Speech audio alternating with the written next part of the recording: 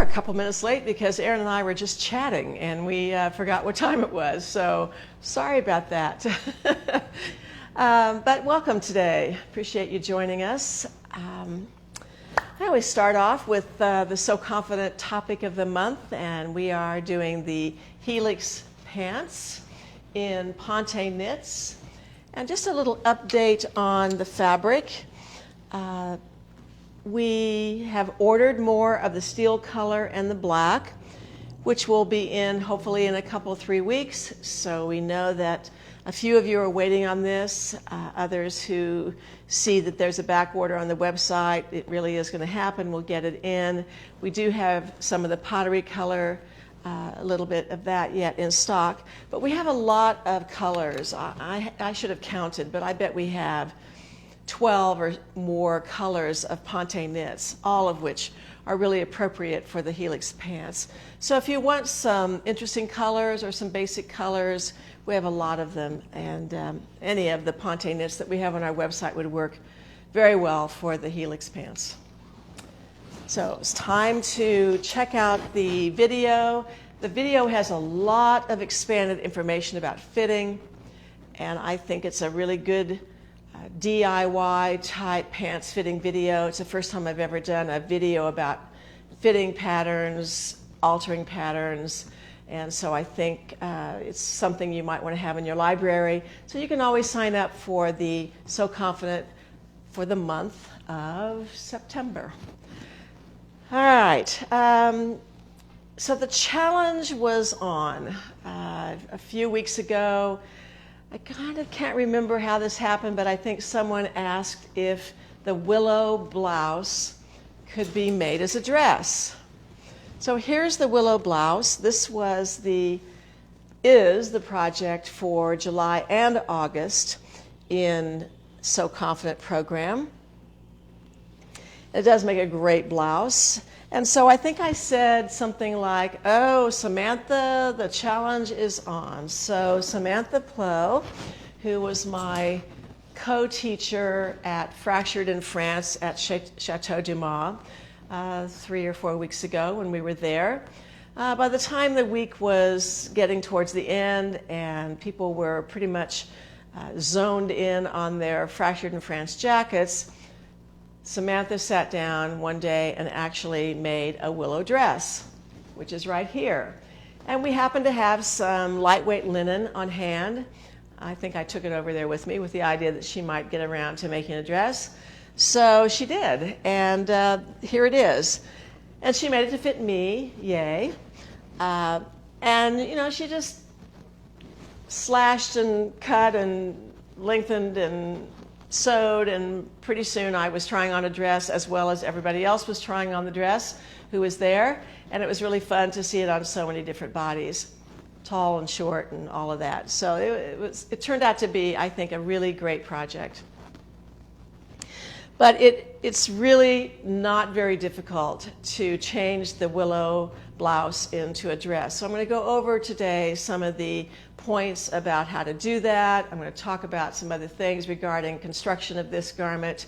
But just know that if you order the Willow Blouse pattern, it is the shorter length, and you can make it any length you want. You don't have to make it as long as this. Anything in between, you can even shorten it, which we've not done yet. The pattern does come with a short sleeve and a long sleeve.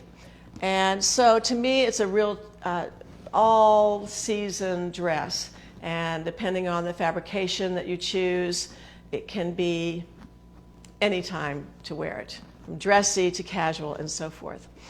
Well, of course, I love the linen, and linen always reminds me of summer and spring and early fall, but here we are kind of heading into a cooler season, and so I decided to make the dress in a different kind of fabric, and I decided to make it in the long sleeve.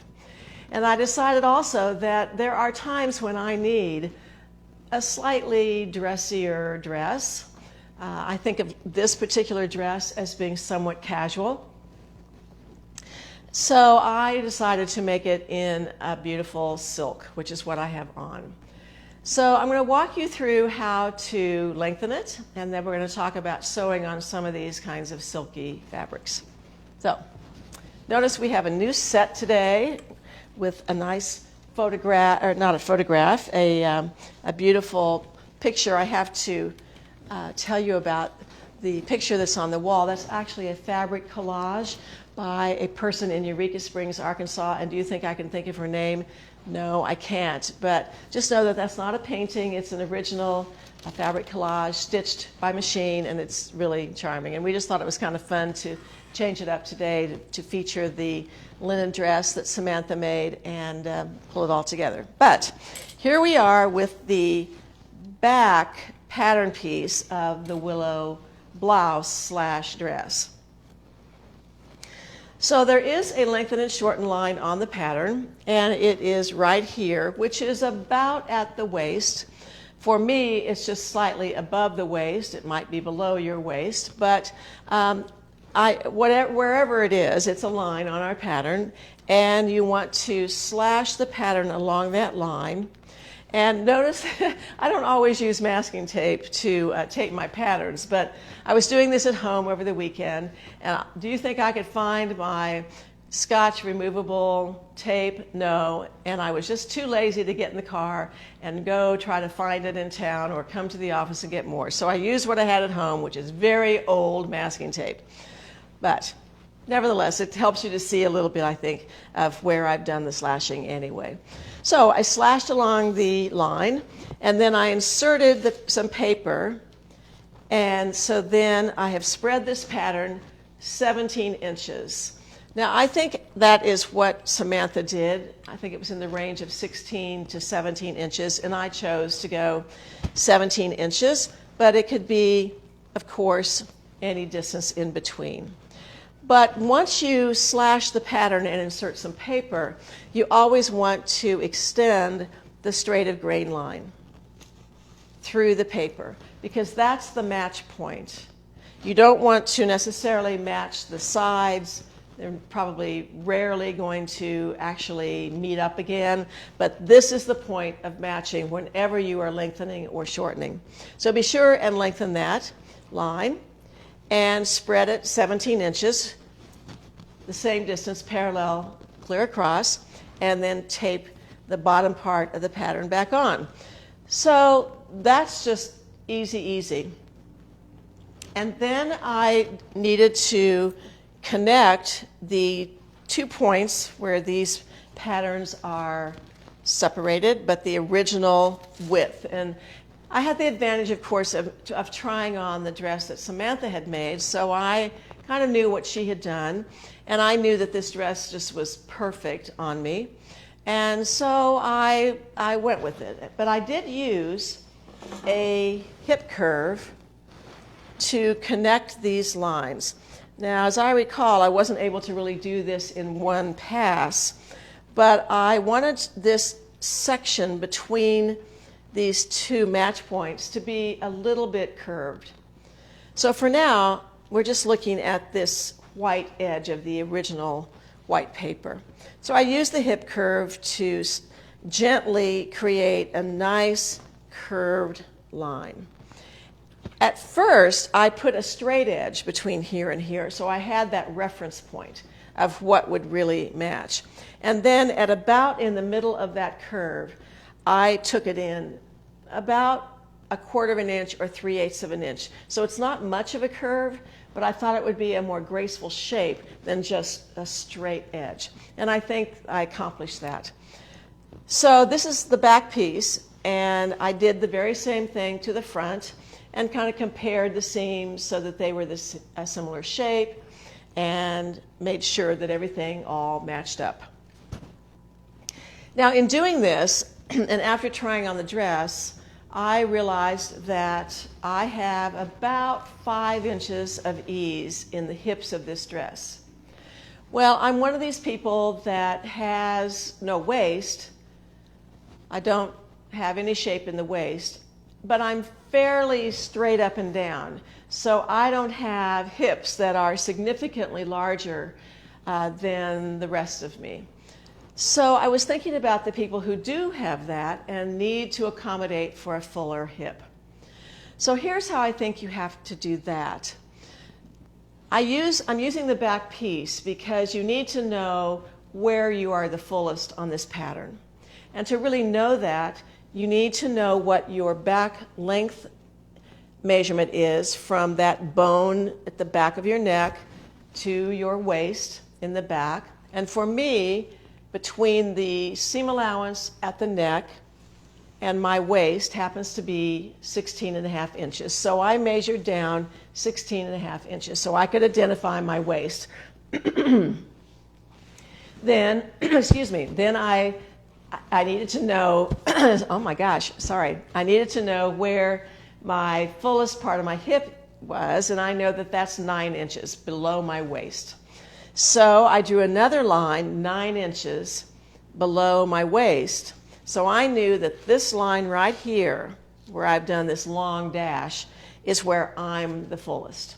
So that's where I needed to add if I needed to add. Now, I didn't need to add, but if you need to add, this is where you need to pay attention to what you're doing. But you want to retain the size at the bust that you know fits you. And I think the easiest part to measure, because of this drape in the front, that it's more difficult to determine the actual finished measurement of the front. So if you measure the finished measurement of your bust under the arm's eye, and then you just double that figure, assuming that the front is the same width, then you know what bust circumference you have and what size to choose. But you want to retain the same width through the bust area. But you can see I've added some manila vellum here to indicate that I have added about 3/4 of an inch at the full hip on each side. So that's 1.5 inches to the back, and if you do the very same thing to the front, that's going to be an additional 3 inches. And you can continue to go out if you need to. Doesn't really matter. But I also decided that because of the unique shape of this pattern, on the right side there is a vent. So I decided that this dress could have a little more of an A shape to it. So as I was blending out and getting to my 3/4 of an inch addition at the hip, I just kept going and then back down. So just draw that gentle curve, keep going, and where the vent starts, just add to that as well, about the same amount that you've added right above that. And then the left side of this, both blouse and dress, does have a seam that actually has a more dramatic curve, which you don't see too much in the garment, actually, but you'll definitely see it on the pattern. So after I've added my 3/4 of an inch at the hip, I then just blended that in and back to where that curve naturally is at the bottom of the dress, so that I didn't make that curve even more dramatic. So I hope I've explained that well enough. So the front is essentially the same shape. You would take this piece and trace that onto the front so that your seams would match and be at very similar curves. So I think that's how you can both lengthen or shorten, lengthen in this case, and add some width at the hip if you think you need it. All right, so let's talk about, the sleeve. So I purposely wanted to make the long sleeve.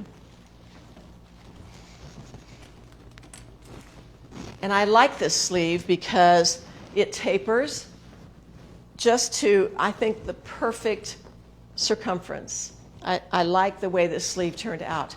But I did measure. I knew my sleeve length. I measured from the shoulder point, which is that drop off of that little bone, and I measured to below the little bone of my wrist, and that's 22 inches.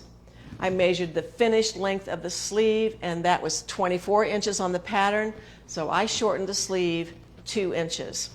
We tend to make our sleeves a little bit longer because we have people like Erin and Kathy Davis around here who have longer sleeves, but it's, I think, easier to shorten than to realize after it's too late that your sleeves are too short. So I had to shorten my sleeves by 2 inches, and we have a lengthen and shorten line on that pattern as well. That was a matter of just folding the pattern for 1 inch and reconnecting from the top of the sleeve to the hemline of the sleeve. So that was super easy. So I wonder if we should take any questions now on that, or do you want to wait until I've talked about other things? Okay, we can take questions now that I'm all mic'd up. The comments are working today. Yes, we do have some questions. Good. Okay. Could you add a back yoke with inverted pleat to accommodate fuller hips? Yes, I think that's a good idea. Adding a yoke and an inverted pleat would be a great idea. Now, when you add a pleat, you have to remember that you don't want the pleat to splay out or spread out at the hips. You want that to still have a soft pleat to it. So yes, I think it's going to be comfort for sitting and moving, but when you're standing, you still want to have some softness through there and not plan on that pleat to be the total ease. So is it curved in at the hip? It looks like it was curved in, so I think the question is whether it should be. It is curved in a little bit at the hip if you just use the original lines. So between here and here, yes, this at the hip is slightly curved in on the pattern if you don't do anything to extend it. Okay. Somebody wants to see the full length of the dress. So okay, let me get out of here. Get this out of here and stand.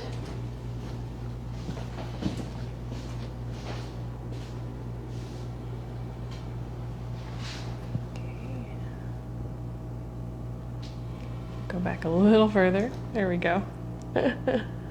Very nice. You want to do a little spin? A little twirl. Yeah.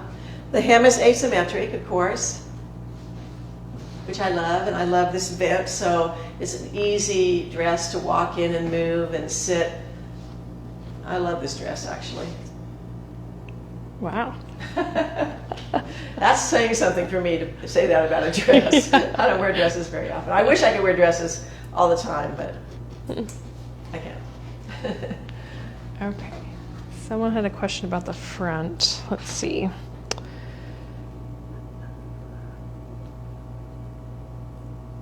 Have you ever tried pulling up the fold at maybe pulling up the button an inch or two, so the fold might, I'm trying to think of what she's trying to say here. Well, I'll tell you what, this is a button that we have a placement point on in the pattern, but it's after you put this garment on that I think you actually determine where you want that button.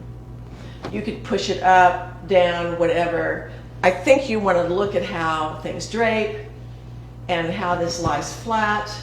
So there's factors that come into this. It's interesting. It also depends on how long you make this loop. That changes where this is. It just so happens that when I made this dress and put the buttonhole on the overlap and placed the button, I was spot on to my tailor's tack on this dress. I mean, I just couldn't believe it. That did not happen on this blouse. Did I make this blouse? Yes, I think. Did I make this blouse? I did. You made this blouse. Erin made this blouse, and she probably doesn't remember whether it nailed the spot or not. Not but exactly. The one that I made in linen, I remember it didn't happen like that. So every fabric's going to be a little bit different, and you just have to make the loop, put this button on, which is right here, sew that button on, button it, put the garment on, and put that overlap where it falls perfectly, and then place that button and buttonhole.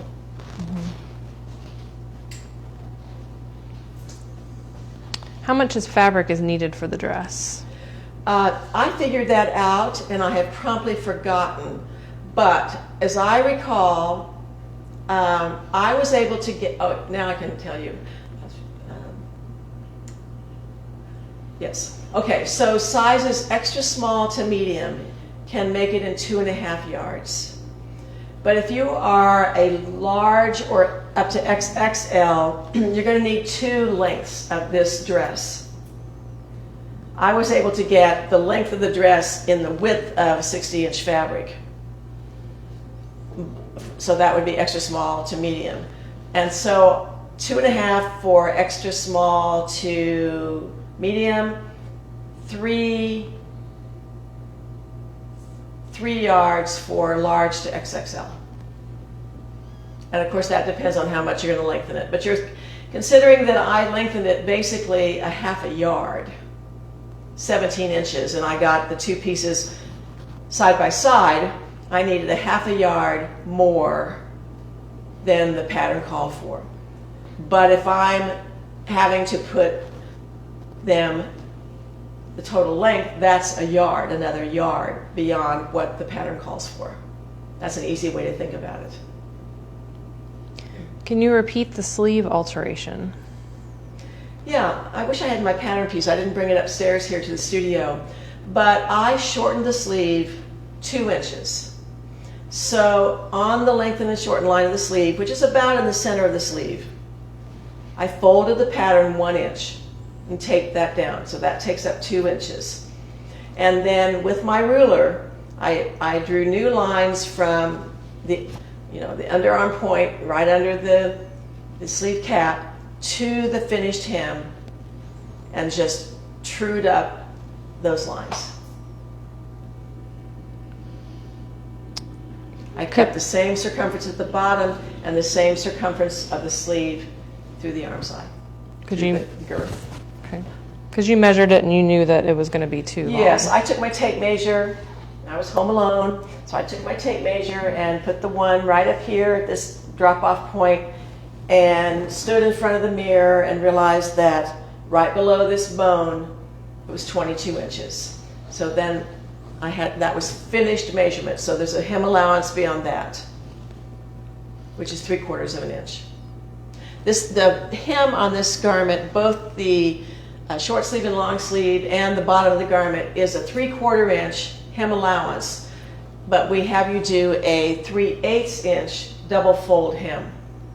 So you stay stitch 3/8 of an inch from the raw edge and you press that fold to the wrong side.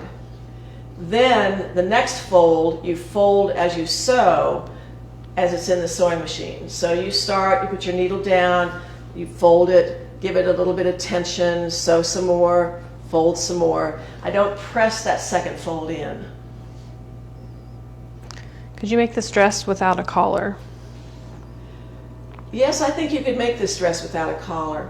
One of the things that I did that was kind of a test, actually, is this has a front facing that is shaped because it fits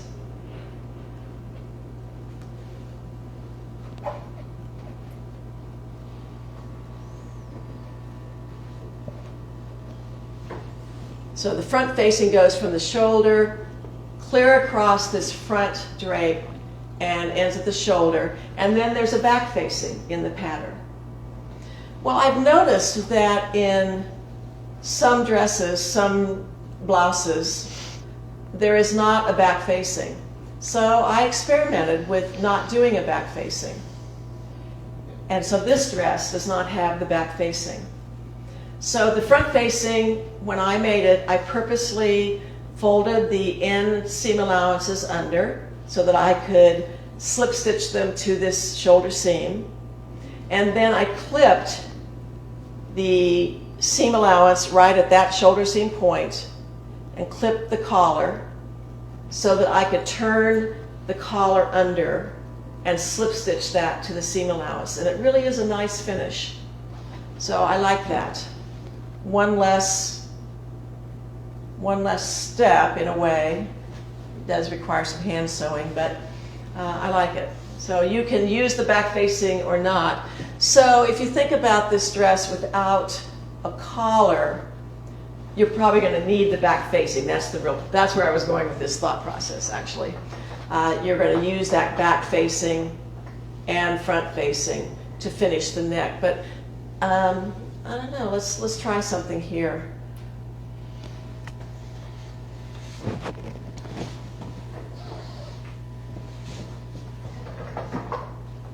I'm wearing a platform shoes today and about fell over. Okay, where are you here? Well, this is pretty cute. That gives you a sense of what that would look like without a collar. Yeah, that works. It's great.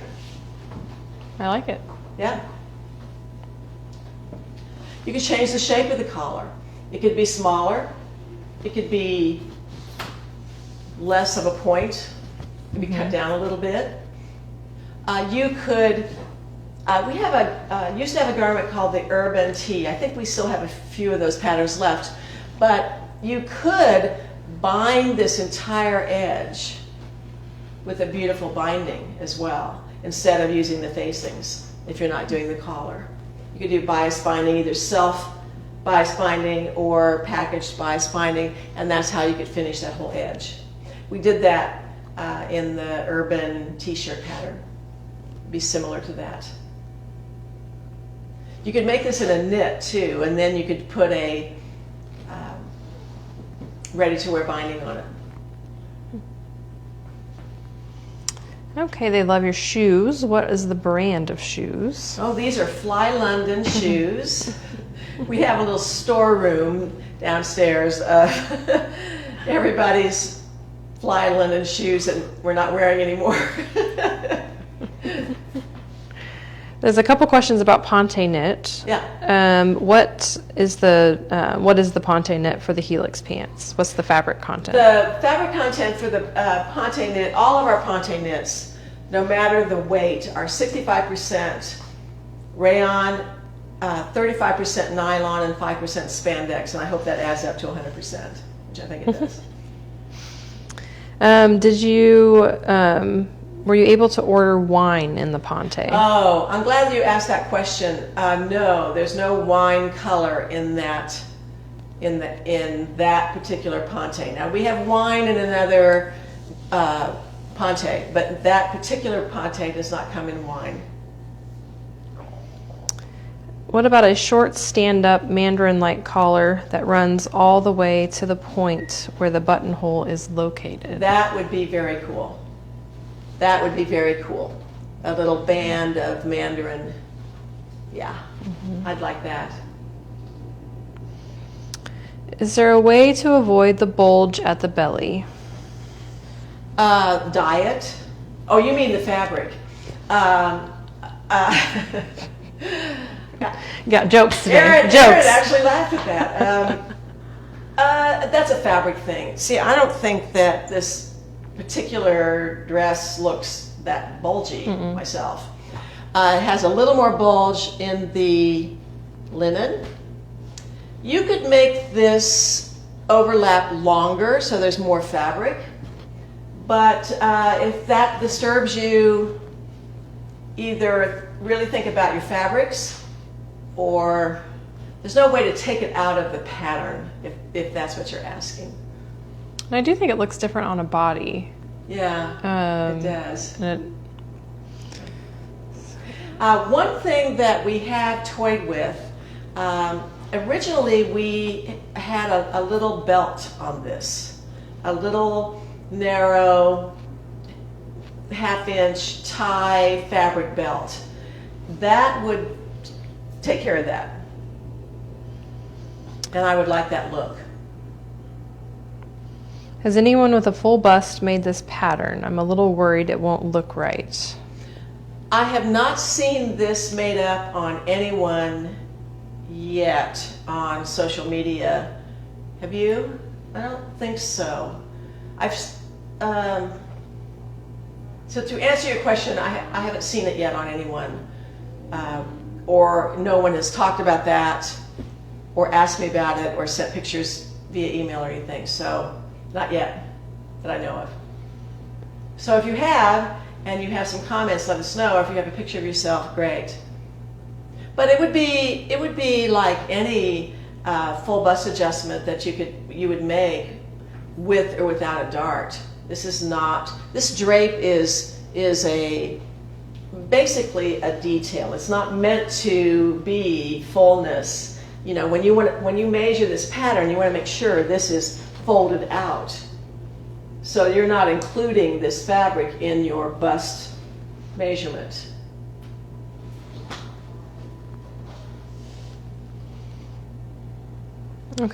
Okay, so Erin and I looked at this fabric last week, and I decided I wanted to work with this. And Saturday at home, I did my pattern work, cut out the fabric, and Sunday I sewed this garment. It took me about 5 hours, but it was one of those magic days. And I have to say, it was a pleasure to make something in really fine fabric. I've been sewing casual garments for the last couple of years, using linens and knits and cottons and that sort of thing. And I don't know that I had sewn on a silk fabric in a long time. This happens to be silk charmeuse. And normally, silk charmeuse is that scary word. Oh, you know, it's going to be slippery and too hard to control, and oh, just not in the mood. But I have to say, this was a fabric that just sewed together well. I didn't fight it. It didn't want to blow around, move around on my cutting table or pressing table. The only thing that was hard was sometimes it would, you know, as I was sewing, it would kind of fall into my lap and collapse into this pile of silk, but that was it. It was a pleasure to sew, and it reminded me of something that I've been missing in my sewing, the idea of making something super nice, spending quality time in my sewing room, all alone, quiet, nobody bothering me. It was fantastic. It was one of the nicest days I've had in a long time.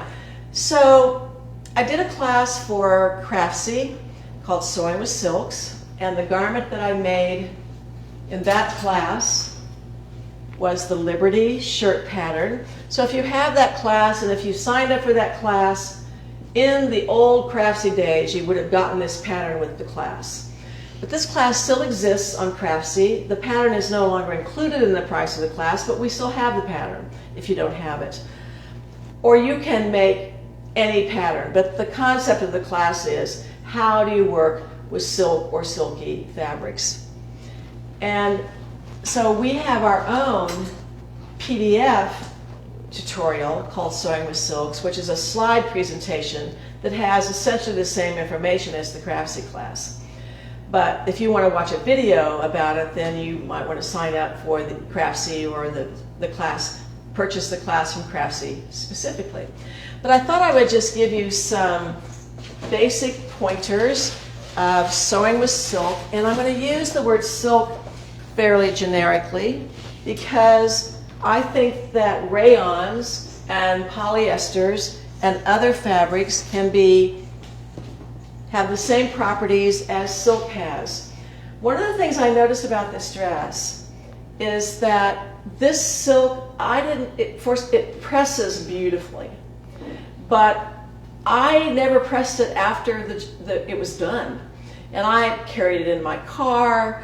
I put it in my office yesterday, not on a hanger, not wadded up, but just kind of thrown on at the back of my chair.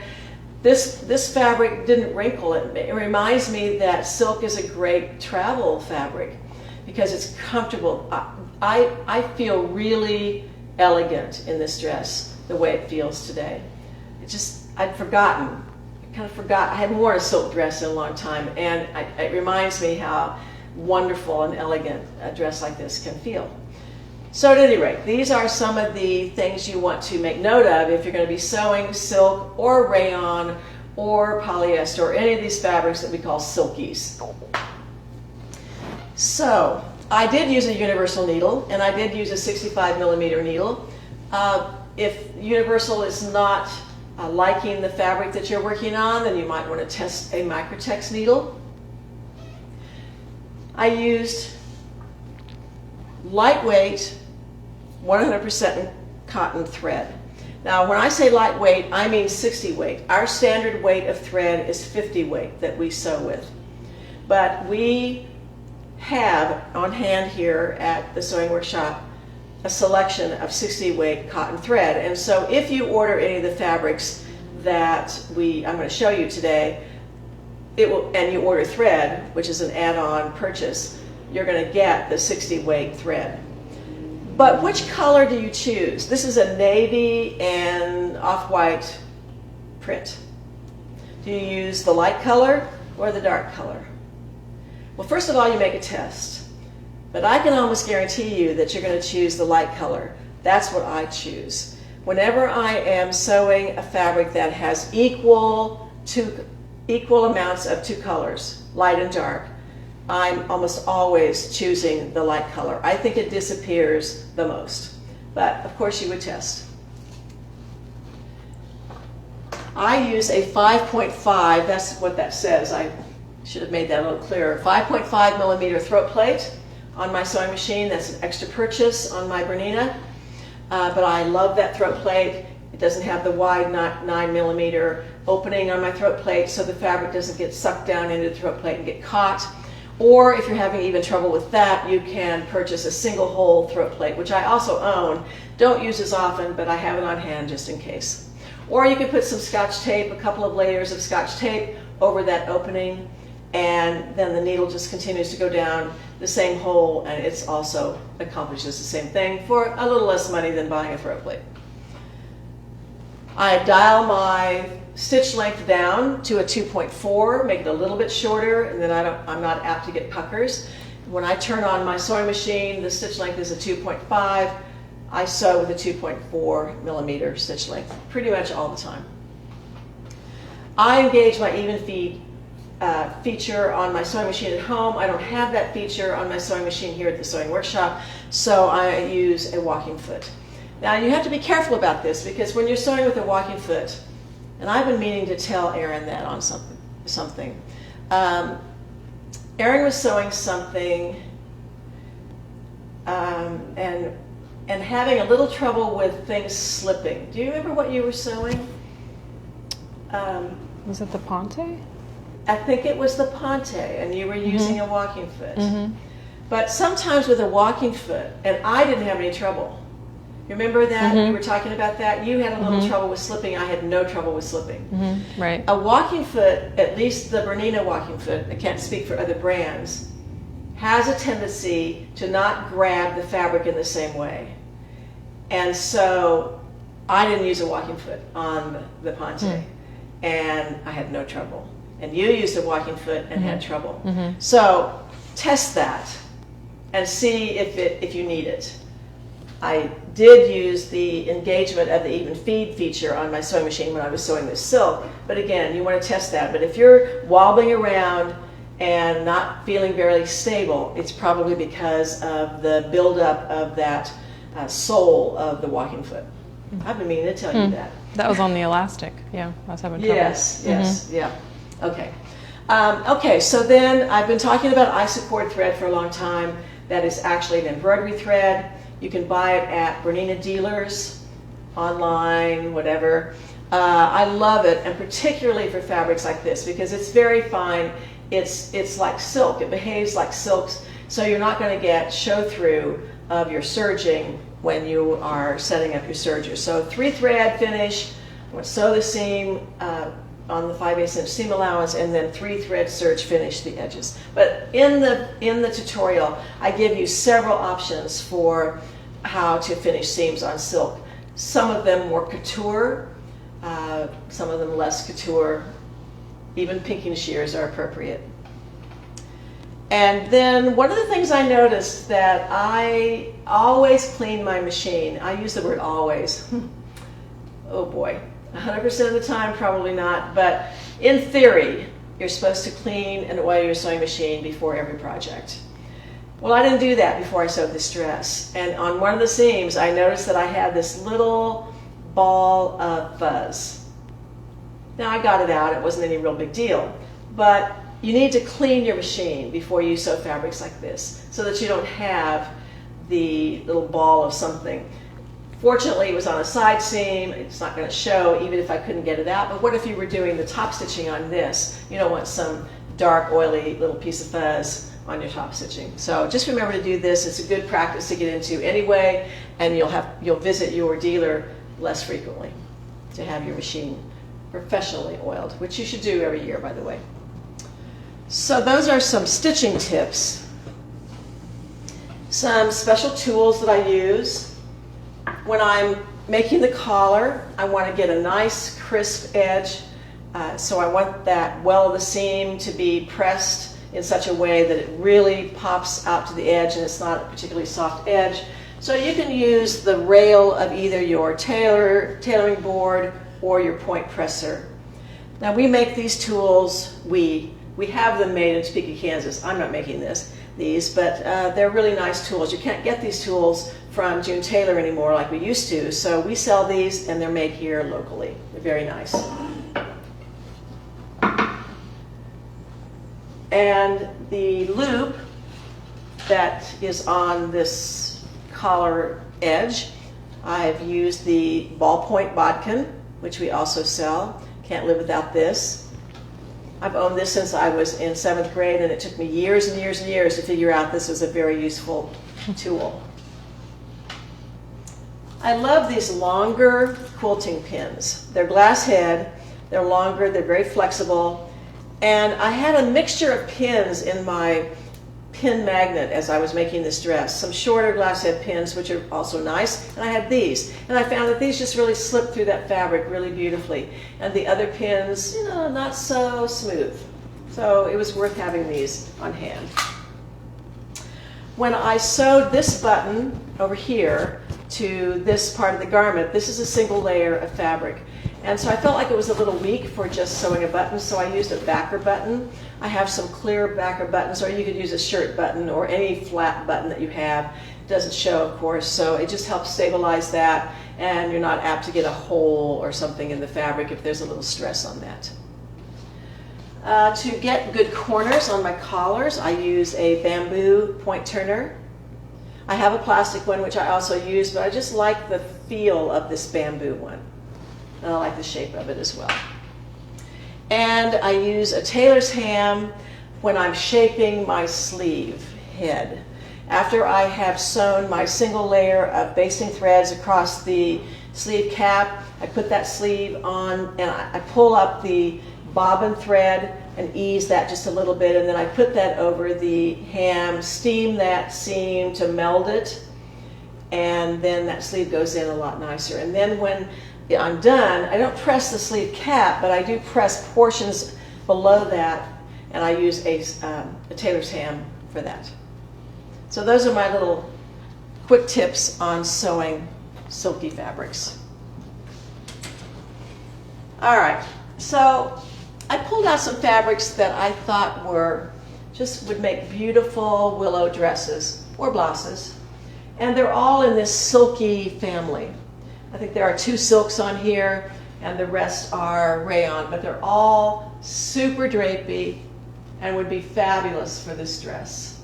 And I like the fact that they're interesting fabrics, but they're not outrageous, over the top, floral. They're a little bit more on the conservative side of things. But they're nice designer fabrics, and so I pulled out about 8 of them to show you.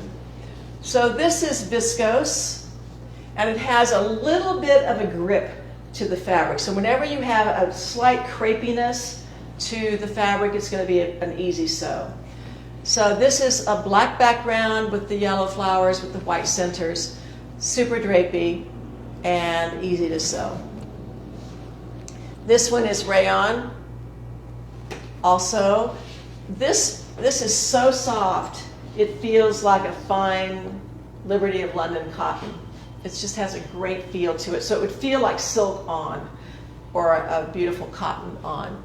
This is pure white with lovely flowers and dots.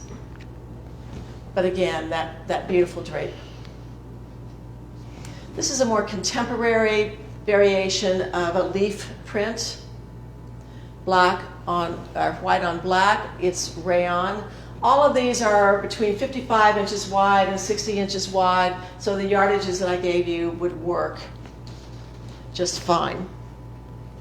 This one is a slightly, not white, ever so slightly pale gray with this type of print that looks like a watercolor where the dye is bleeding a little bit, but a nice soft floral. And this is rayon as well, viscose. We've had a whole discussion in previous Facebook Lives about rayon and viscose and all of that, which I won't go into, but you could always refer back to that Facebook Live if you want a review of that. This one, I just couldn't resist. The way this is printed looks like stitches, it looks like embroidery, but it's not, it's a print. This is a black background with the magentas and golds and blues, and it is rayon as well, but beautiful drape. Has a similar texture to this one, but I love this. It's just a beautiful meandering floral print. Almost paisley in a way. Now this one is very unique, and this is silk. This is another silk. This is the same weight of silk that I have on. It's not charmeuse, but it's more like a crepe de chine. So it doesn't have that shiny side and matte side. It is more matte all the way. But that is a really fantastic painterly print with the floral flowers and then this watery sort of paintbrush background to it. The one below it may be Erin's favorite. This is rayon, and it's a rayon crepe.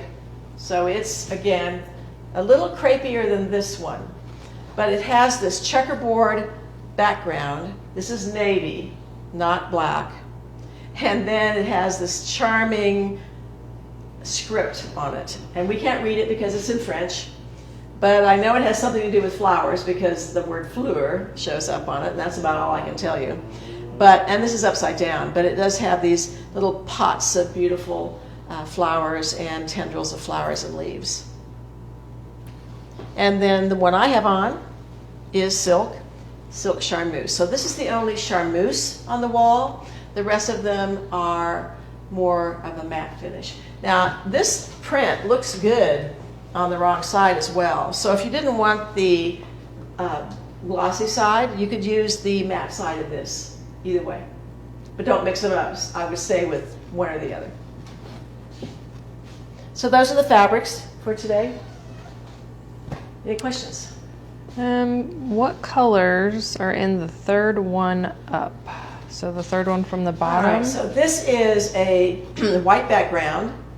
The flowers are like a pen drawing in black. This is black. And then this is shades of black and couple shades of blue and gray, the soft gray. What is a backer button? A backer button is just a simple flat button that is used on the wrong side of the garment to help stabilize the sewing of a button on the right side of the fabric. So as you are sewing the top button, the one that shows, you're taking the needle down through that button and also taking it down through the hole of the button on the back side and back up. So you're going through two holes and sewing the buttons on at the same time. How do you lay out and cut the silk? It's single layer all the way. I lay the fabric out on my cutting table, line up the selvages perfectly with my long straight edge of my cutting mat. I'm either tearing the fabric. Some of these fabrics tear beautifully. If it doesn't tear, then you want to pull a thread and have a perfect straight of grain on the cross grain, and that cross grain edge is also laid out on a line perfectly. And I spend quite a bit of time getting things really lined up, and then I use weights to hold them down all the way around, and then I place my pattern pieces right side up and cut with a rotary cutter. What type of thread do you use for top stitching silk? I use the very same thread as my sewing thread for top stitching. It is very rare when I am increasing the weight of my top stitching thread. Unless I want to feature my top stitching, such as on jeans or a jean jacket or some sort of a feature line on a jacket, my top stitching is always done with the same thread as my sewing thread, the 50 weight. And I don't lengthen the stitch either for top stitching. Like, the only top stitching that shows on this dress is right here, and that's the same thread as I use to construct the garment. Do you know when the shoulder pads will be back in stock? I believe, well, I thought they were in stock. They must not be enabled on the website. Well, check that out. I feel like we have them. But if not, then I don't know the answer to your question. They would be on order. But I unless we're out again, I don't know. I'm going to have to check that out. Sorry. And the special measuring tape, or when will that be in stock? I know we have one on the wall. So maybe that's coming as well. We'll have to All check of those on items come from Japan, and we may be waiting on a shipment. So I can't tell you when. But I think, although I can tell you this, I did hear from them a couple of weeks ago about, I think things might be on their way, which won't take very long. Did you guys post the pocket template from the Now program last week? We did not post the pocket template on the Now. We stood back and evaluated what we're going to do with that garment. And we think we're going to make that into a totally new pattern or a pattern hack. So at this point, we are in a decision-making mode of what to do about all of that. So I think stay tuned on that. You're going to get that, but it's not going to be just a posting of a pocket template. Do we need to use the different weight thread for all of these fabrics or just the silk? I would use that weighted thread for all of these fabrics, not just silk. It's a weight. I try to marry the weight of my thread with the weight of the fabrics.